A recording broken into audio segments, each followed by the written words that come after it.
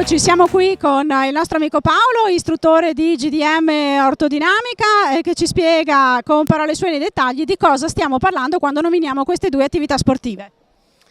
Allora, per la GDM, Ginnastica Dinamica Militare, è un'attività a corpo libero, preparazione atletica di base, intensiva, ma questo non deve far paura perché la parola militare è solo la modalità di esecuzione degli esercizi, quindi ci si muove ad unisono dietro il comando dell'istruttore. Questo fa sì che si rimane concentrati e si supera il proprio limite.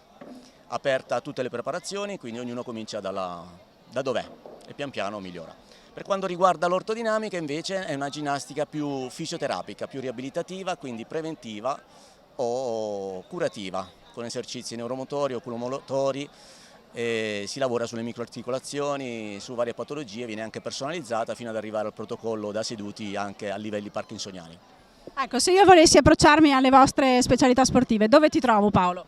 Allora, ci sono le pagine Facebook, quindi tipo Ortodinamica Vittorio Veneto o il sito ortodinamica.it. Per quanto riguarda la ginnastica militare, stesso discorso, c'è il sito gdmi.it e pagina Facebook GDMI Vittorio Veneto. E il mio contatto telefonico lo trovate anche sulle pagine.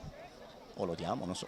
No, lo troviamo sulle pagine, vedrai che con questa grande promozione verranno un sacco di curiosi, speriamo di aver fatto nascere dei nuovi interessi e ti ringraziamo Paolo per la tua presentazione.